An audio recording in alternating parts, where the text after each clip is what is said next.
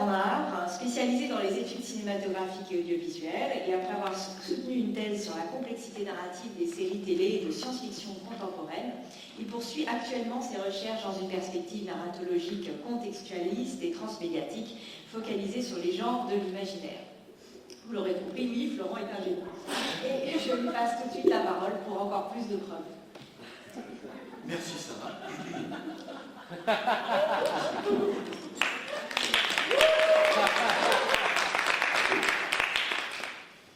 Donc tout le monde m'entend bien. Je vais donc m'intéresser, comme tout le monde aujourd'hui, à l'épisode Cabin Fever. En effet, je suis docteur en études audiovisuelles et cinématographiques, comme Vladimir qui va passer après moi. Ce qui fait qu'on a peut-être un certain regard, peut-être un peu différent de celui des littéraires sur les séries télévisées. J'ai travaillé sur les intrigues à long terme dans les séries de science-fiction narrativement complexes contemporaines, dont Lost, qui n'est pas une série de science-fiction selon la définition standard, mais qui possède des éléments de science-fiction. Je regarde Claire en disant ça. De par mes champs et objets de recherche, je m'aventure donc guère vers forcément la comparaison entre les séries du point de vue des thématiques, mais plus sur, je m'intéresse plus vraiment à la structure des séries télévisées d'un point de vue narratologique, et ici narratologique plus ou moins théorique. Je vais notamment employer une approche qu'une narratologue comme Marie-Laure Ryan qualifie de storyologique. C'est-à-dire vraiment s'intéresser à la façon dont on raconte une bonne histoire, alors bien entendu selon dans une culture donnée. Une approche qui est souvent plutôt réservée au manuel de scénario, mais qu'on peut tout à fait adopter dans la narratologie théorique.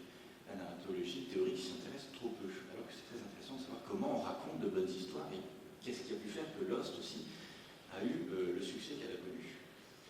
Je remercie les organisatrices de nous avoir conviés à cette journée, et surtout d'avoir accepté cette idée folle de s'intéresser à un épisode. Parce que ce qui est intéressant aussi, c'est que quand on étudie les séries, parfois, je sais que moi-même j'ai eu ce travers en les étudiant durant ma thèse, on les voit comme des entités qui effectivement ont une unité maximale, c'est la série avec son début, son milieu et sa fin. Mais parfois, et je sais que j'ai commis ce travers, on s'éloigne du coup de la texture de l'épisode, de ce qui fait cette unité signifiante de la série télévisée. Donc ça permet ici de creuser un épisode et de retrouver un peu la texture de la série. Mon approche sera un petit peu plus pragmatique, du coup je vais commencer par vous présenter l'épisode dans son contexte. Cette communication va se centrer autour de l'idée du mastermind, mais je ne vais quasiment pas parler ni de Damon Lindelof et Carlton Hughes, ni de Jacob. J'annonce tout de suite la couleur. Je vais plutôt parler des autres masterminds déjà qui sont derrière cet épisode, donc les scénaristes Elizabeth Sarnoff et Cal Pennington et le réalisateur Paul Edwards. Je les présente rapidement. Pennington, c'est facile, c'est un inconnu complet. Il a écrit 2 épisodes de Lost et un court-métrage ailleurs, et c'est tout. Son CV, et je pense qu'il s'est reconverti puisqu'il n'a rien fait d'autre derrière. Par contre, Sarnoff, c'est quelqu'un qui est arrivé sur Lost avec déjà pas mal d'expérience en production et en écriture. Elle a travaillé sur Deadwood avant. Elle a produit pas mal de séries. Ensuite, après Lost, elle a co-créé Alcatraz, qui n'a pas eu le succès de Lost. Pourtant, c'était à propos d'une île et de phénomènes mystérieux aussi. Sarnoff, c'est aussi quelqu'un qui a écrit le pire et le meilleur de la série. Vous noterez que j'ai mis des guillemets.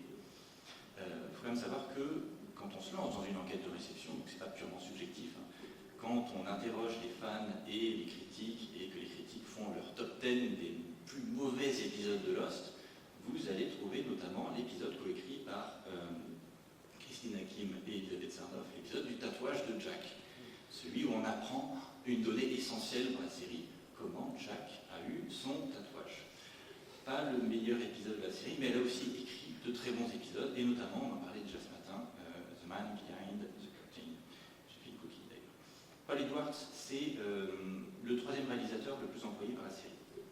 C'est-à-dire que Jack Bender et Stephen Williams, ce sont des réalisateurs in-house. Ils sont aussi producteurs de la série, donc ils ont vraiment des lignes dans la série. Et ils ont du coup réalisé énormément d'épisodes. Edwards, lui, à ma connaissance, il n'est pas producteur sur la série, mais c'est le 3e réalisateur le plus employé. Il a tourné 10 épisodes. Ce qui fait que si on vous parle de Cabin Fever aujourd'hui, si on est là en train de notre débat démarche ésotérique en train de se pencher sur cet épisode, c'est aussi parce qu'il a été écrit et réalisé par des gens qui connaissent les codes de la série, puisque Sarnoff et Edwards travaillent sur Lost depuis sa saison 2. Donc, ce sont des gens qui maîtrisent les codes de la série, qui ne débarquent pas avec leur propre vision qui serait complètement antithétique à la série.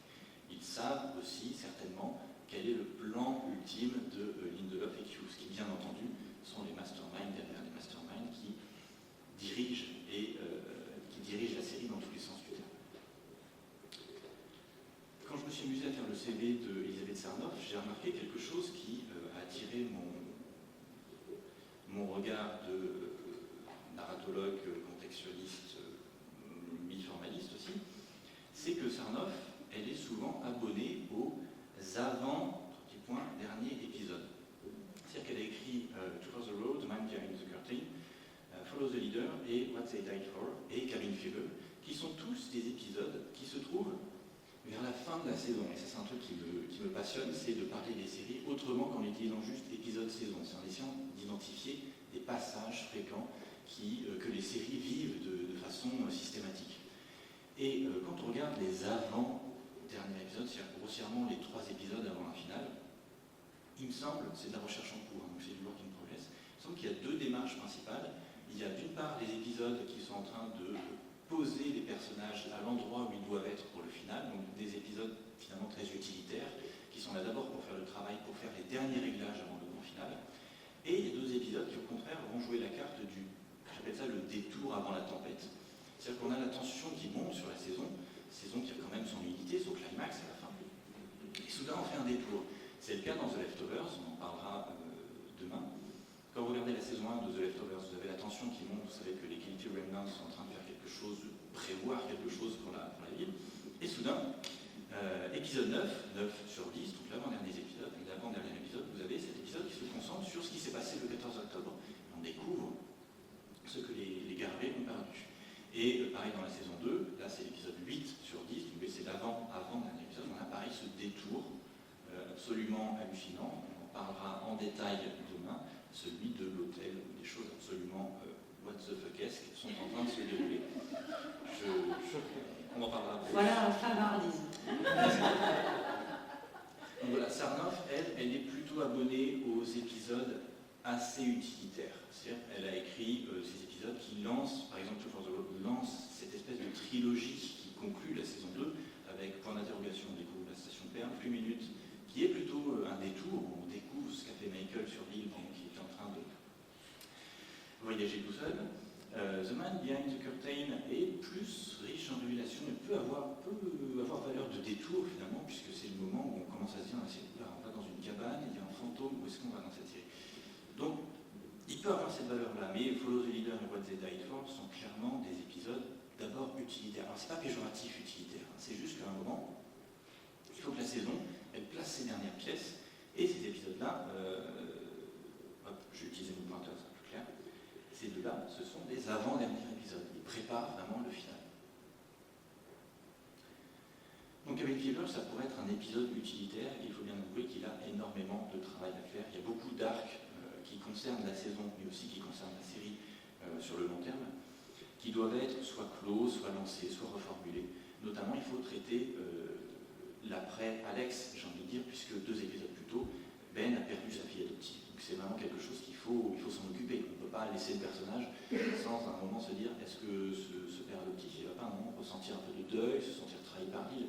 Il faut s'en occuper, par exemple. Donc il y a une liste de tâches. C'est pour ça que je parle d'épisodes utilitaires. Il y a vraiment des choses à faire. Et j'ai noté ici, j'ai mis en italique, que cet épisode, il a quand même une fonction assez intéressante, c'est aussi de réactiver, réenchanter les destins mystérieux de Locke et Richard, notamment de Locke, qui peut-être avait perdu un peu de sa magie. Alors là encore, c'est une vision assez utilitaire et pragmatique du personnage de Locke, mais quand vous étudiez la réception au long cours de la série, le personnage de Locke, tout le monde était intrigué par ce qui lui était arrivé et comment il s'est retrouvé dans un fauteuil. Une fois qu'on avait compris comment il s'était retrouvé dans un fauteuil, au milieu de la saison 3, il y a eu un moment, les flashbacks de Locke, finalement, le personnage de Locke a perdu un peu de son élan, son momentum pour certains des fans.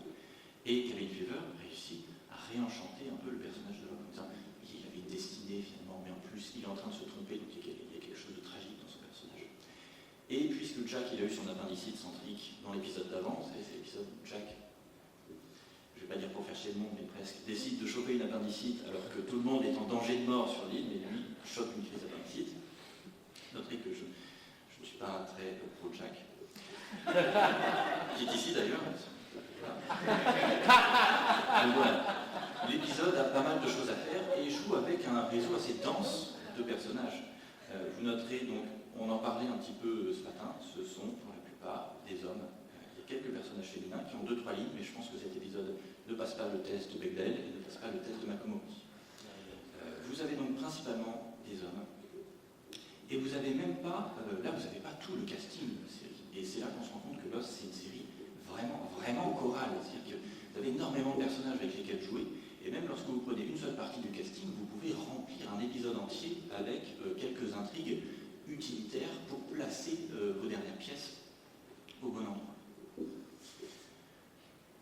Quand j'ai décidé de parler de Mastermind, je me suis aussi inspiré d'un concept qui n'est pas de moi, que j'ai trouvé durant ma thèse, qui est de Michael Clarke, qui a parlé pour Lost de ce qu'il appelle la Mastermind Narration, sur une façon de raconter qui insiste vraiment sur l'idée qu'il y a quelqu'un qui tire les ficelles en coulisses.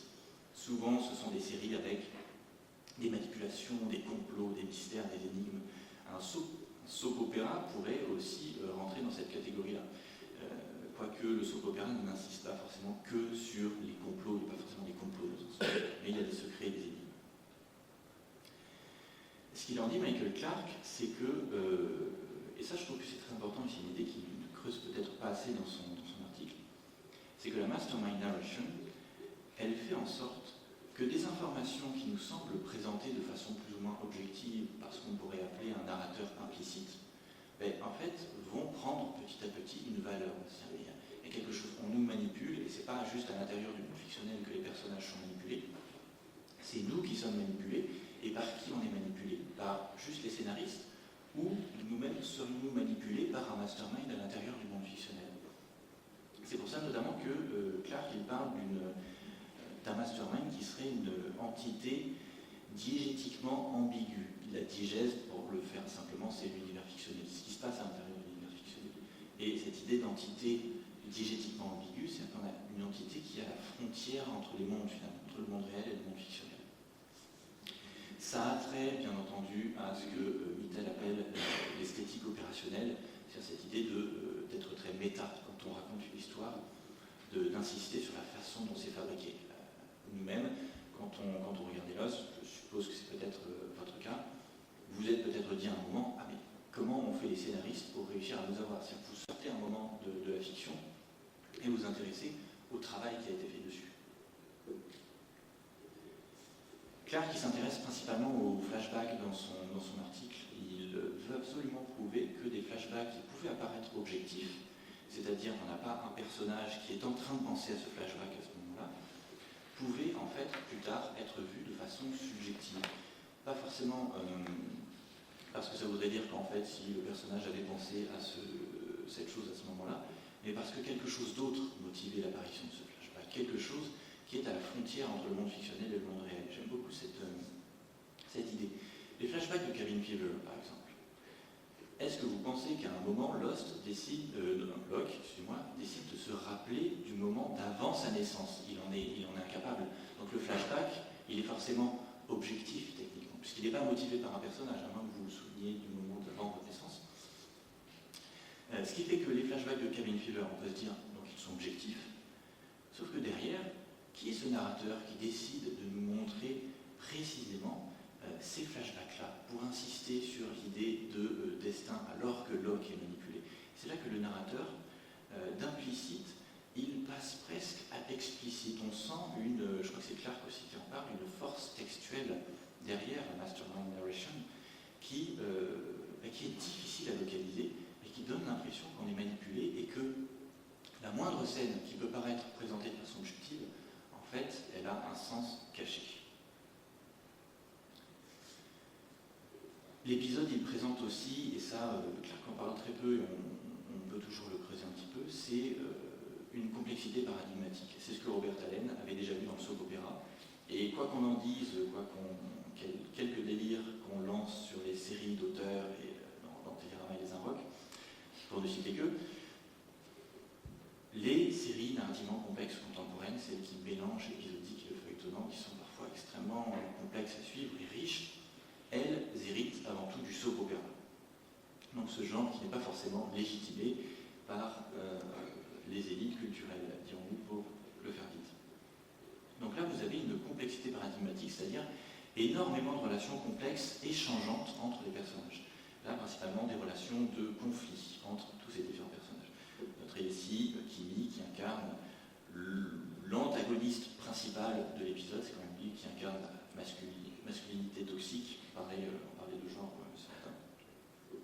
Alors qu'ici on a plus le côté très sournois du monstre, qui, déjà à l'époque, je sais que moi-même j'avais deviné, pas mal de fans avaient deviné que Christian était le monstre.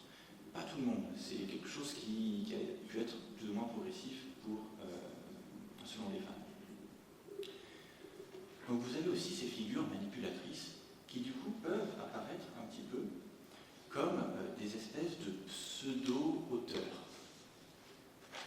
Vous avez presque ce qu'on pourrait appeler ce que Jeunette appelle des métaleps. Donc c'est ce moment où il y a collision finalement entre deux niveaux de diégèse, deux niveaux de récit.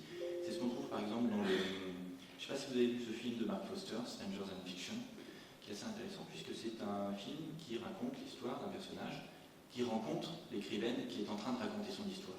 Sauf qu'ils se trouvent eux-mêmes dans le même monde fictionnel. Alors, un roman se demande comment ça marche. C'est le cas aussi dans La Tour Sombre, où les personnages rencontrent Stephen King. Et quand Locke rencontre Christian, qui est l'un des deux masterminds principaux derrière toutes les manipulations de la série, on pourrait presque le voir comme Locke allant à la rencontre d'un des auteurs, ou du moins de cette entité très ambiguë, à cheval entre manipulateurs du monde fictionnel et scénaristes. D'autant plus que, comme la plupart des épisodes de Lost, cet épisode insiste énormément sur l'idée, pas forcément que l'histoire est déjà écrite, comme je l'ai marqué, mais sur l'idée qu'il s'agit d'une histoire. On vous fait sans cesse sortir de la fiction pour vous dire, ça c'est une fiction, regardez bien ce qu'on est en train de faire. Ça aussi c'est l'esthétique opérationnelle. Il y a ce moment où Kimi aussi décide de consulter le second protocole de Wilmore. J'ai l'impression qu'à un moment, on a un personnage qui est complètement paumé, qui revient la queue entre les jambes parce que son équipe de mercenaires s'est fait attaquer par le monstre, et il décide de consulter le script pour savoir qu'est-ce qu'il va faire ensuite. Il y a aussi la mise en avant de procédés assez basiques de la narration, qui sont souvent sur lesquels Lost joue. En voyant cet épisode, donc en tournant en rond dans cet épisode, j'ai chopé la fièvre de la cabane aussi, j'ai pu voir notamment le pistolet de Tchekhov, ou le fusil de Tchekhov, ça dépend comment on l'appelle. C'est ce procédé assez basique d'économie narrative qui, selon le dramaturge Anton Tchekhov, présuppose que si vous posez un fusil sur un mur dans l'acte 1, ce fusil doit faire feu dans l'acte 2 ou 3, sinon il n'a rien à faire là, ce fusil. Vous ne devez utiliser dans une histoire que des éléments que vous allez employer ensuite. Et ce qui est intéressant, c'est que on n'a pas beaucoup parlé du cargo jusqu'à présent, c'est surtout intéressé à la cabane.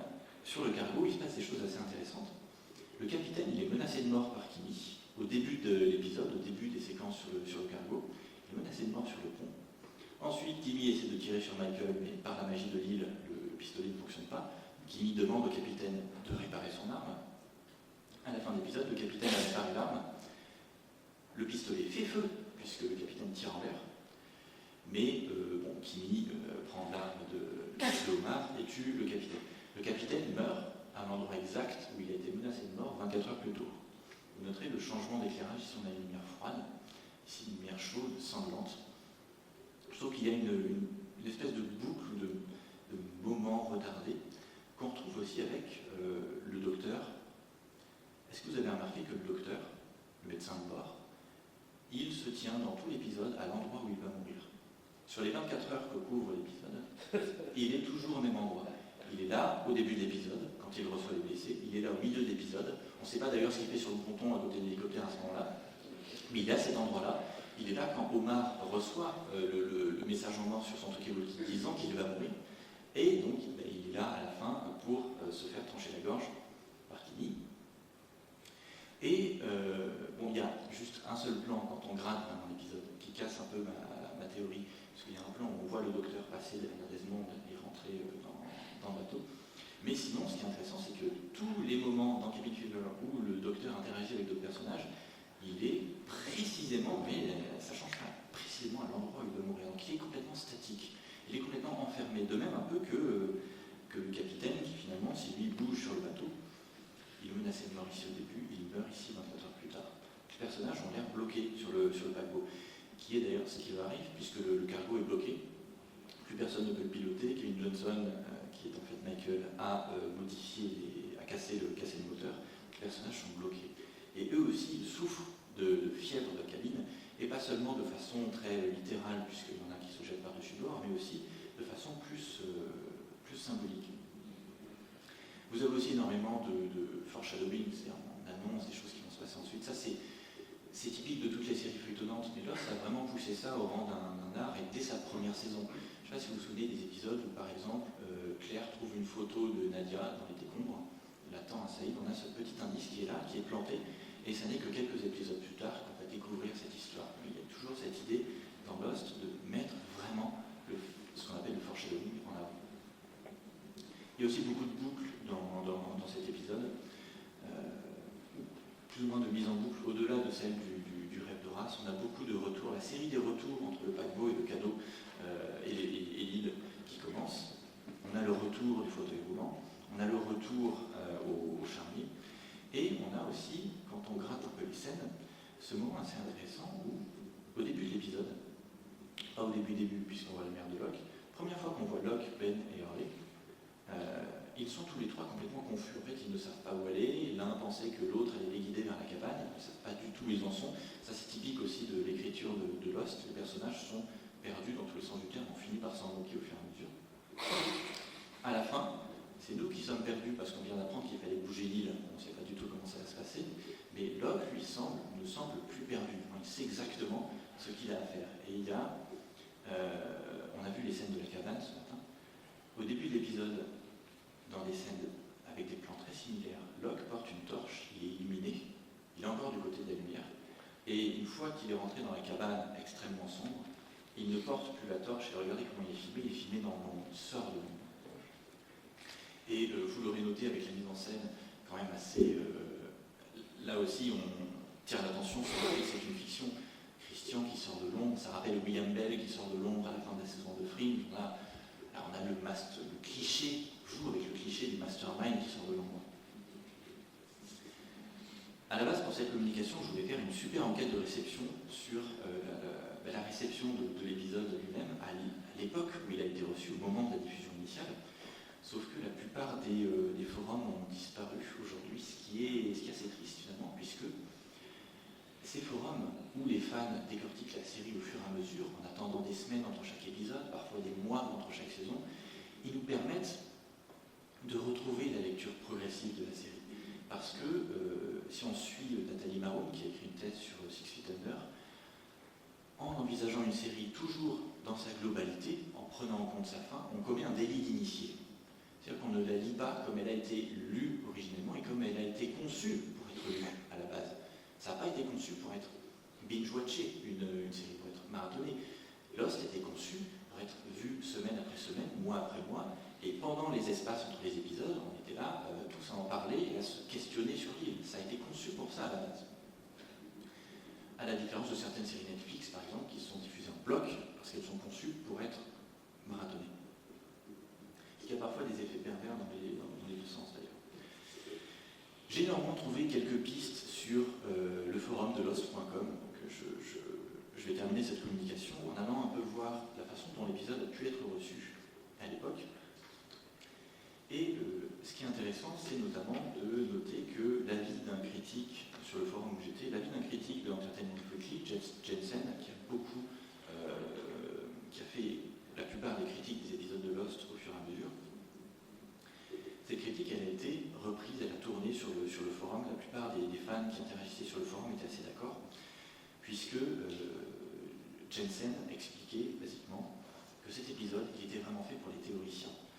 Parce que quand vous regardez la lecture de Lost, la lecture progressive faite par ces spectateurs, il y avait deux camps.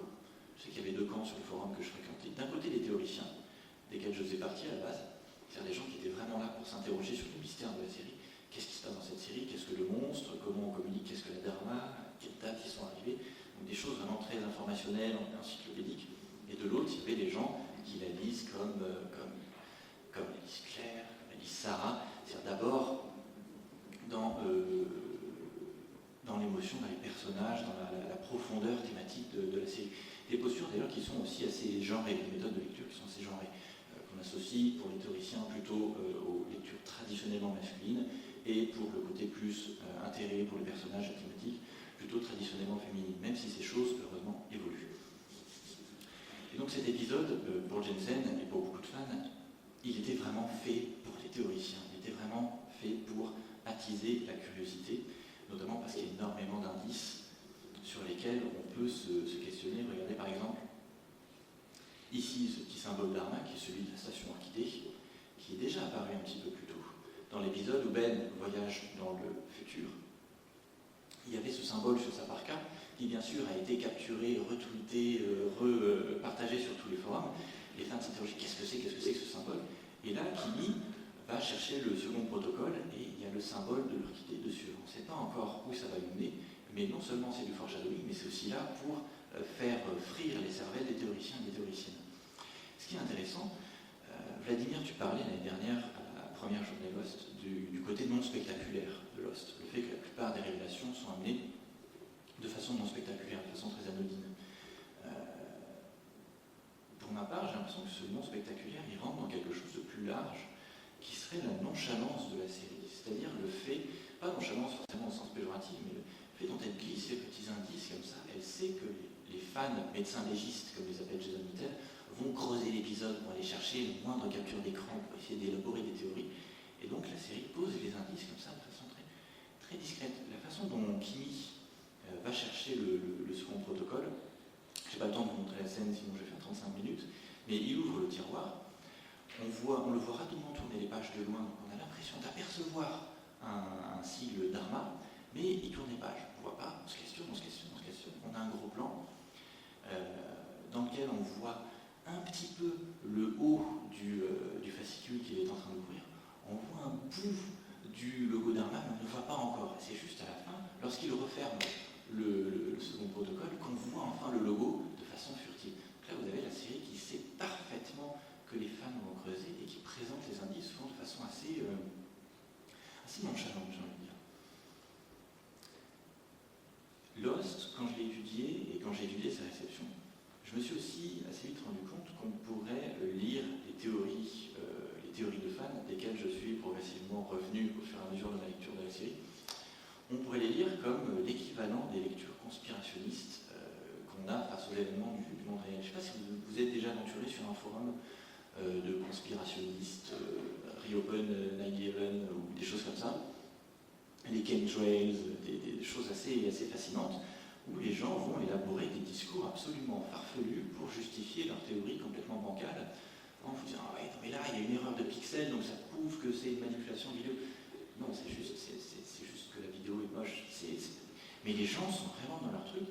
Et comme l'explique notamment Nicolas et Danglon, on a donc cette rhétorique conspirationniste, l'idée que rien n'arrive par hasard, que tout ce qui arrive est le résultat d'intention ou de volonté cachée. Donc pareil, on cherche un mastermind.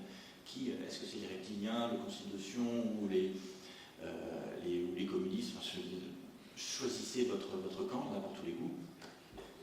Et généralement, c'est pas Jojo. Rien n'est tel qu'il paraît être, tout est lié au connecté, mais de façon occulte. C'est cette idée qu'il faut creuser, il faut vraiment aller chercher, c'est ésotérique. Il faut être initié, et tout doit être minutieusement passé au crible de la critique. Et c'est la même chose sur les forums de Lost. Quand vous avez des gens qui, au bout de la saison 4, ont quand même, vous disent encore, je suis persuadé qu'ils sont tous morts, que tout ce qui se passe sur l'île, ça n'est jamais arrivé, et qui arrivent à bâtir des théories autour de ça, qui sont assez fascinantes, puisque c'est presque de la transfiction. C'est-à-dire qu'ils sont en train de construire leur propre histoire dans leur tête, et ils refusent d'accepter ce qui se passe dans la série. Et ils sont donc dans un processus qui pourrait rappeler la fanfiction, sauf que la fanfiction, elle a plutôt pour but de jouer avec les normes et le récit de la série de façon, je ne vais pas dire de façon respectueuse, parce qu'on peut casser des conventions, mais de façon assez bon enfant, alors que ce que j'appelle les fans conspirationnistes, c'est vraiment ceux qui sont parfois assez violents, qui refusent de voir des choses qui sont quand même assez évidentes dans la compréhension du texte. On parlait de choses qui peuvent ne pas être évidentes ce matin, comme est-ce que Locke va survivre à l'explosion de la station Sim dans la saison 2. Et bon, il y a des choses qui quand même dans la compréhension basique du monde fictionnel font consensus. Et ces fans conspirationnistes peuvent aller assez loin. Alors, sur Lost, ça va, ils ne sont pas allés super loin, mais si jamais vous suivez Sherlock, il y a des fans qui sont persuadés que Sherlock et John Watson sont censés avoir une relation romantique ensemble. Jusque-là, rien de grave, on trouve ça aussi dans les fanfictions, pas de problème.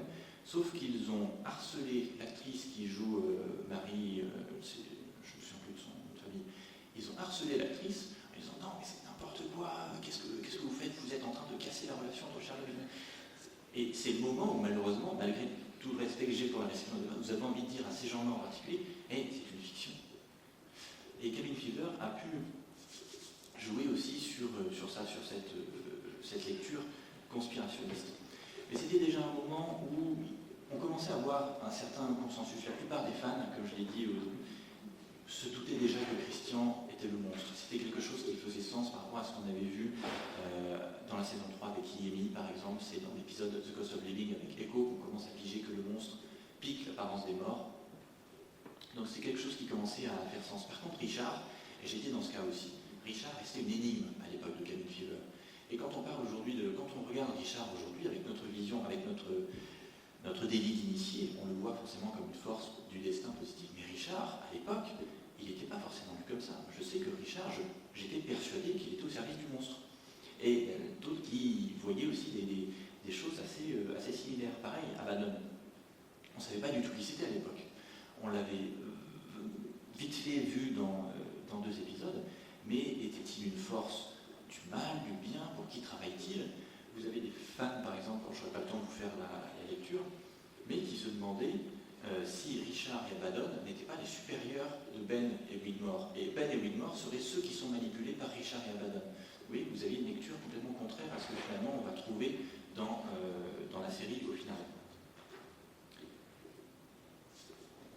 J'ai isolé ce petit passage, puisque je le trouve assez intéressant. Des gens donc se questionnent sur qui Abaddon, et surtout, la petite mention d'Abaddon, quand vous me retrouverez, vous me remercierez, comme ça.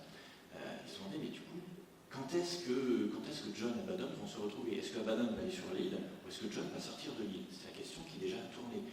L'éventualité que John quitte l'île.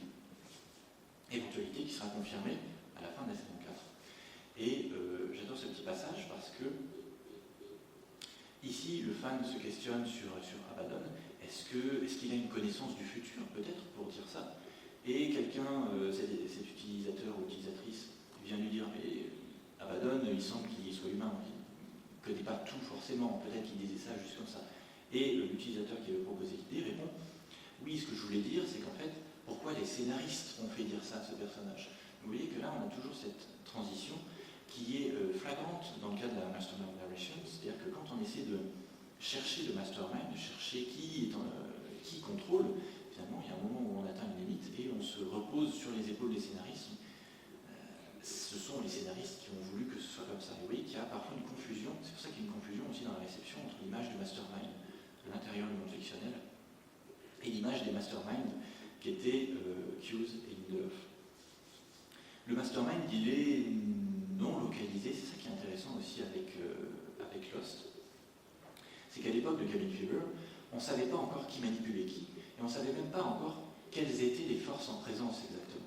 On n'était pas encore dans cette période où la série est devenue, j'ai envie de dire, un petit peu manichéenne à la fin, où le protagoniste et l'antagoniste mastermind ont été clairement matérialisés. Donc là, on était vraiment dans une période où qui est qui manipule qui, on ne le savait pas encore à l'époque de la réception.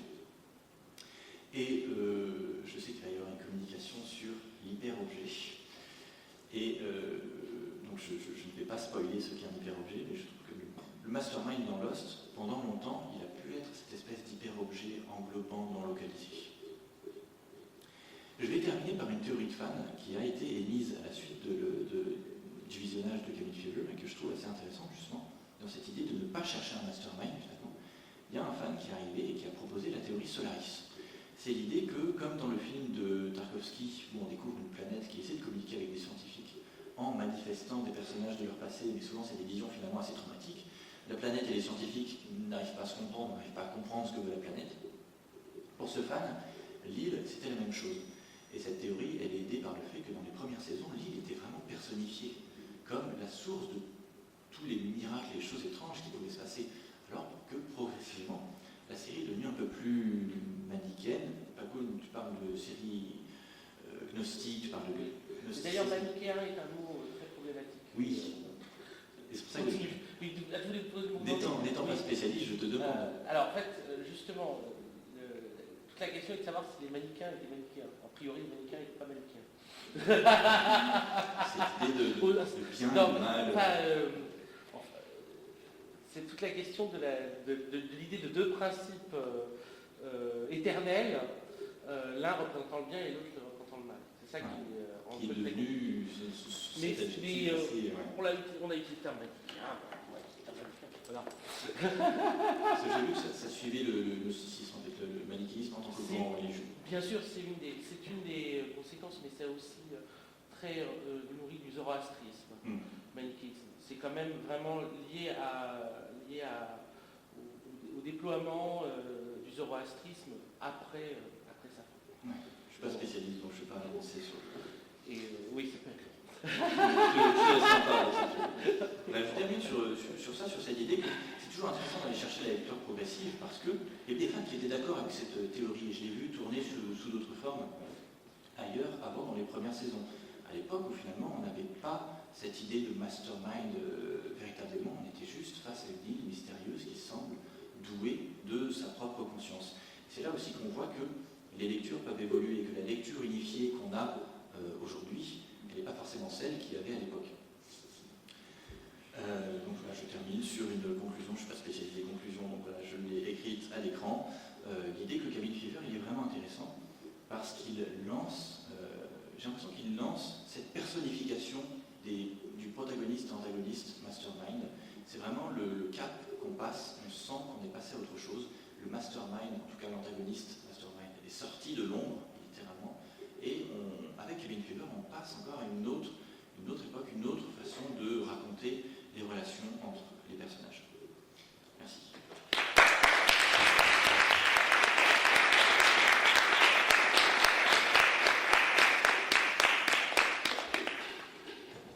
Absolument passionnant et l'approche très originale sur à la fois qui sont les scénaristes et comment ça a été reçu et que ça apporte encore une pierre à ce regard global qu'on essaye de poser sur cet épisode et tu l'as approché de manière différente et originale et fabuleux. Y a-t-il des réactions, questions? Je veux bien commencer. C'est sur la question de la lecture conspirationniste. Très intéressant, parce que quand même, il y a un personnage dans la série qui est supposé être un conspirateur. C'est Frank Lapidus. Il se présente lui-même comme tel. Il le dit à Michael et tout ça, et il dit... il se donne comme un conspirationniste. Et c'est les quatre personnages qui arrivent dans la saison 4 représentaient aussi les tendances des spectateurs. Les tendances des spectateurs un peu plus de l'ordre des tendances de goût de fiction, tandis que les candidats dans Lost représentaient plutôt des manières de voir la vie. Là, ce serait plutôt des manières de voir la fiction. Avec Faraday, on a la SF. Avec Miles, récit d'horreur classique. Avec Charlotte, l'archéologie fantastique. Et avec Lapidus, là, récit conspiratif. C'est-à-dire qu'en fait, les fans conspirationnistes de Lost, ils ont leur place aussi.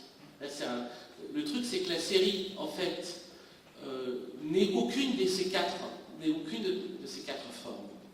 Mais la saison 4 les réintroduit pour les dépasser.